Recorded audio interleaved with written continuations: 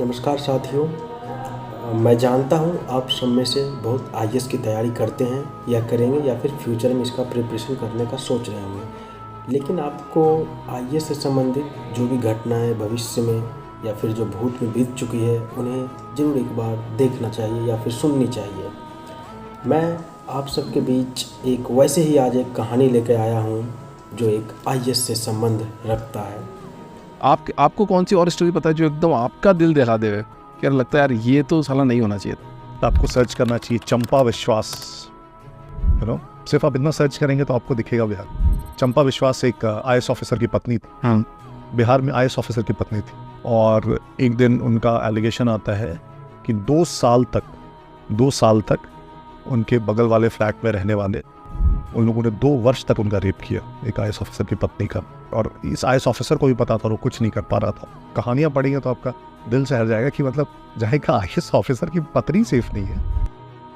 साल 1995 बिहार का एक ऐसा केस जिसने पूरे देश को हिला दिया था, जब एक आईएएस ऑफिसर की पत्नी चंपा विश्वास के साथ आरजेडी विधायक हेमलता यादव के बेटे मृत्युंजय ने चंपा विश्वास के साथ 2 साल तक लगातार जबरदस्ती करता रहा। और चंपा ही नहीं, उनकी मदर इन लॉ, उनकी भतीजी, घर में काम करने वाली 2 मेड्स को भी उसने अपना शिकार बनाया।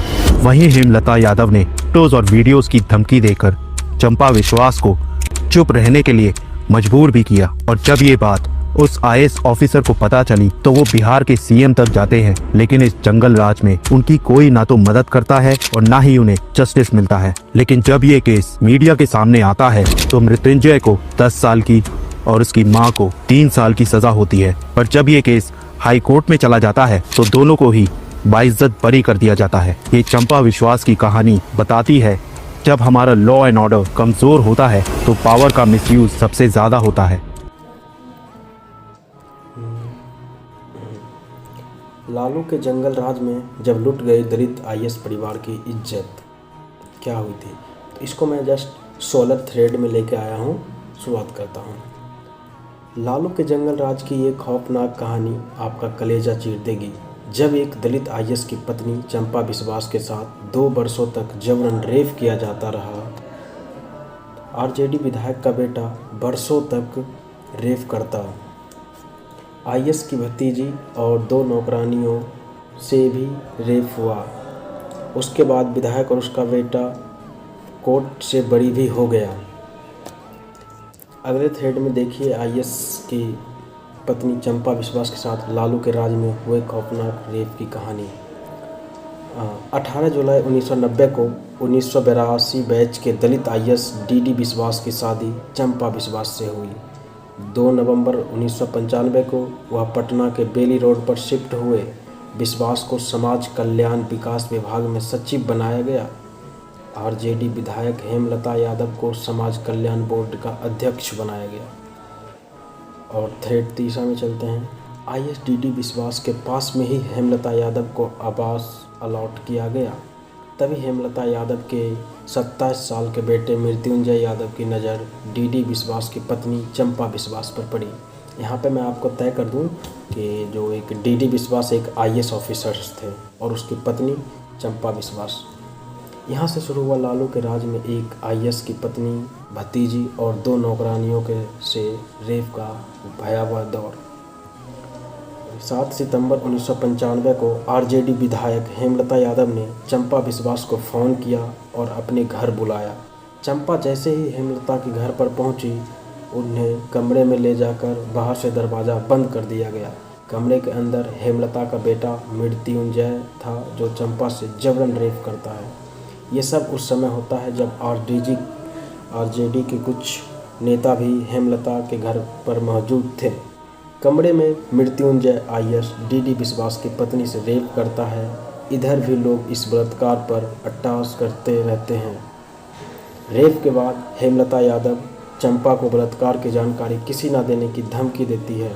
इसके बाद चंपा विश्वास से लगातार रेप का सिलसिला शुरू होता है। मृत्युंजय यादव बार बार हेमलता का रेप करने लगा। वो जब चाहता चंपा विश्वास के घर जाता और रेप करता। अब मृत्युंजय यादव एक वहासी दरिंदा बन चुका था। मृत्युंजय न केवल चंपा का रेप करता बल्कि उसने उसकी भतीजी को अपनी हवस का शिकार बनाना शुरू कर दिया। इसके बाद मृत्युंजय ने आईएस की 2 नौकरानियों से भी रेप किया। वो यही नहीं बल्कि उसने आईएस के आवास पर उसकी मां पर भी हाथ डाल दिया। आईएस के पूरे परिवार के खात्मे की धमकी से ये लोग चुप रहते हैं। इससे मृत्युंजय बेखौफ हो जाता है और 2 वर्षों तक रेप का ये सिलसिला चलता रहता है। 1995 से 1997 तक लगातार चंपा विश्वास मृत्युंजय के हवस का शिकार होती है। आरजेडी विधायक हेमलता यादव का क्रूर आतंक इस कदर था कि अवैध संतान न हो जाए, इससे बचने के लिए चंपा नसबंदी करवा लेती है। अंत में चंपा विश्वास इस बात की जानकारी अपने आईएस पति डीडी विश्वास को देती है। आईएस डीडी विश्वास वरिष्ठ पुलिस अधिकारियों से इस बात की चर्चा करते हैं। पुलिस अधिकारी एक आईएस की सहायता करने के बदले उन्हें चुप रहने की, सब कुछ सहते रहने की सलाह देते हैं। सब यही कहते हैं कि हेमलता यादव ताकतवर है, उनसे दुश्मनी लेना ठीक नहीं है। 1997 में चंपा विश्वास इस मामले की लिखित में पुलिस को शिकायत देती है। पटना पुलिस उसकी शिकायत पर कोई एक्शन नहीं लेती है। बिहार के तत्कालीन राज्यपाल को पत्र लिखा गया, न्याय मांगा गया, लेकिन न्याय नहीं मिला। राज्यपाल सुंदर सिंह भंडारी ने बिहार के गृह मंत्रालय से मामले की जांच की बात कही। बिहार के तत्कालीन डीजीपी नियाज अहमद ने मामले की जांच की। नियाज अहमद ने अपनी रिपोर्ट में कह दिया कि हेमलता यादव के बेटे ने कुछ नहीं किया है। तभी भाजपा को इस मामले की जानकारी होती है। बीजेपी नेता सुनील कुमार मोदी प्रेस कॉन्फ्रेंस कर चंपा विश्वास कांड का खुलासा करते हैं। सुनील कुमार मोदी इसे लालू का जंगल राज कहते हैं। इस खुलासे से पूरा देश चौंक जाता है। आईएस के परिवार की महिलाओं से बरसों तक रेप की खबर से हंगामा मच जाता है। इसके बाद चंपा विश्वास और उसके आईएस पति बिहार के तत्कालीन राज्यपाल से मदद मांगते हैं। राज्यपाल की पहल पर 1997 में मृत्युंजय गिरफ्तार होते हैं, लेकिन हेमलता यादव फरार हो जाती है। 2 महीने बाद हेमलता ने सरेंडर किया। 5 साल बाद मृत्युंजय और हेमलता 3 साल जेल में रही। उसके बाद दोनों जमानत पर जेल से बाहर आ जाती है।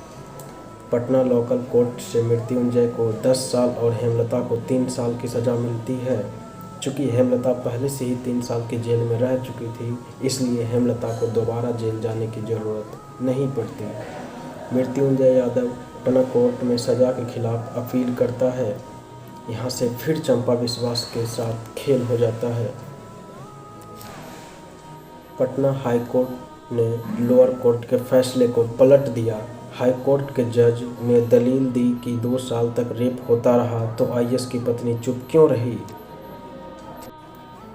कोर्ट ने कहा कि चंपा ने गर्भपात क्यों कराया, नसबंदी क्यों कराई। चंपा विश्वास कहती है कि उसे धमकियां दी जा रही थी, लेकिन कोर्ट ने ये सब नहीं मानता। हाई कोर्ट में भी चंपा विश्वास का वैचारिक बलात्कार होता है। मृत्युंजय का वकील कहता है कि दोनों के बीच प्रेम संबंध था। चंपा शादी के लिए अड़ गई थी। ऐसा ना करने पर परिवार को बदनाम करने की धमकियां दी थी। मृत्युंजय का वकील ये भी कहता है कि चंपा ने ऐसा आरोप इसलिए लगाए हैं ताकि वो अपने नौकरशाही पति को भ्रष्टाचार के आरोपों से बचा सके। नतीजा यह निकला कि हेमलता और उसके परिवार को हाईकोर्ट ने सभी आरोपों से बरी कर दिया। किसी ने चंपा और डीडी विश्वास का साथ नहीं दिया। पटना से लेकर दिल्ली तक की सत्ता इस भयावह मामले पर चुप रही। इसके बाद चंपा और डीडी विश्वास दिल्ली आ गए। बिहार से अलग होकर जब झारखंड नया राज्य बना तो डीडी विश्वास वही शिफ्ट हो गए। बाद में उसका निधन हो गया। इसके बाद चंपा विश्वास ने बिहार, दिल्ली और झारखंड में रहने के बजाय कोलकाता में गुमनाम जिंदगी गुजारी।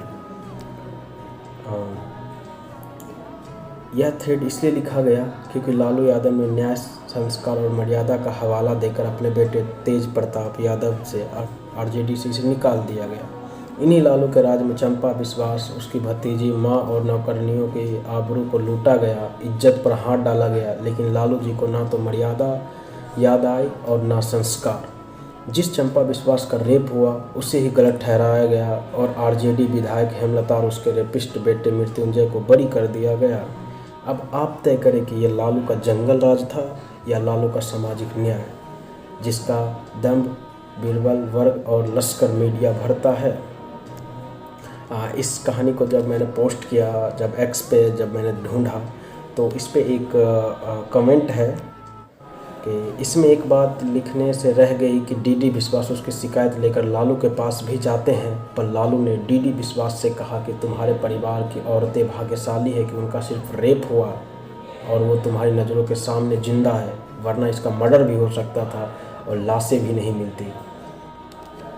तो दोस्तों, ये था एक आईएएस की पत्नी और आईएएस की घटना जो इतिहास में दर्ज है।